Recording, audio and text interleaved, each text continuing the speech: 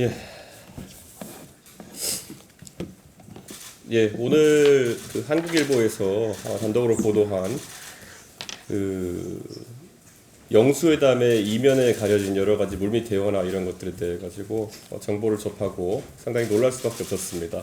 우선 긍정적으로 평가할 부분은 대통령께서 총선 이후에 변화의 의지를 가지고 결단을 내려서 함성득 경기대 정치전문대학원 원장에게 이 영수회담의 물꼬를 터달라는 요청을 했다는 것, 능동적인 움직임을 보인 것 자체는 매우 긍정적으로 평가합니다.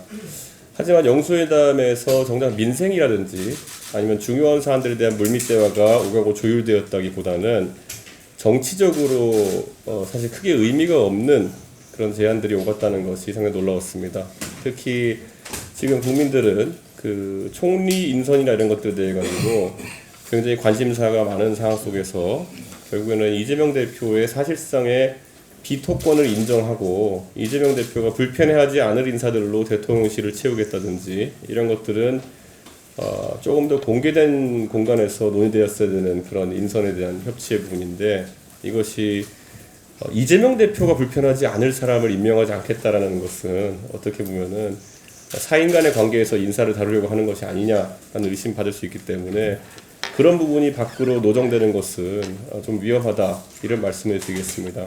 특히 거론된 인사가 원희룡 장관과 같은 중견 정치인인데 그분의 명예를 생각해서라도 그런 부분에 대해서는 언급이 그렇게 오갔다는 것, 그리고 그것이 노정되는 것은 좋지 않아 보인다, 이렇게 말씀을 드리겠습니다. 지금 윤석열 정부는 총선 패배 이후 한 달이 다 돼가는데 결국 비서실장과 정무수석을 임명한 것 외에는 인사로서 새로운 감동이나 아니면 변화의 의지를 보여주지 못하고 있습니다. 그래서 현재 총리하고 하마평에 오르는 인사들이 여럿 있는 것을 알고 있는데, 조속히 총리, 그리고 저는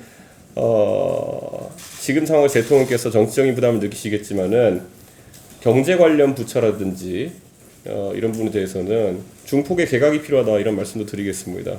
지금 우리 정부가 물가 관리에 실패하고 있다는 평가를 받고 있기도 하고, 또 그리고 계속 그 경제부처에서는 GDP 성장률 같은 단편적인 지표만 이야기하면서 경제 성과를 부풀리려고 하는 것 같은데, 양극화라든지 아니면 부동산 위기라든지 이런 국민의 민생에 직결된 부분 같은 경우에는 대안을 잘 내놓지 못하고 있습니다. 그래서 저는 경제, 산업 관련 부처의 중폭 개각 도전은 해야 된다, 이런 생각입니다. 그래서 앞으로 그런 인선을 신속하게 추진해서 적어도 임기 후반부에는 윤석열 정부가 민생을 살피고 새로운 모습을 보이는 그런 정부가 됐으면 좋겠다, 이렇게 생각합니다.